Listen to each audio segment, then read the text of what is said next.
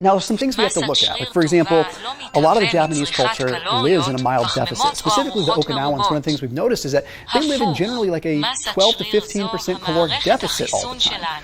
This has a lot of benefits, but I want to focus on some very specific things as we move along.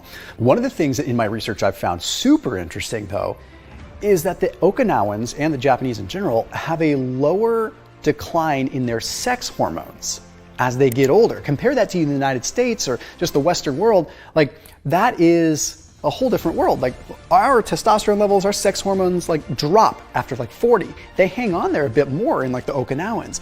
So they notice that there's a slower like kind of aging and functional decline is associated with higher levels of DHEA. So the more DHEA circulating, the less functional decline there is overall. And it's interesting because when you look at studies that look at rhesus monkeys, they see that rhesus monkeys, when they have them calorically restrict, they end up maintaining DHEA levels for longer. So the more caloric restriction in rhesus monkeys, the higher the DHEA levels. Now, DHEA is a precursor to testosterone and other sex hormones. So very, very important. So what might this have to do with longevity overall? Well, it's very important because DHEA, precursor to testosterone, testosterone obviously plays a huge role in our muscle mass for men and women. And the more muscle mass we have, that's associated with longevity in multiple epidemiological studies.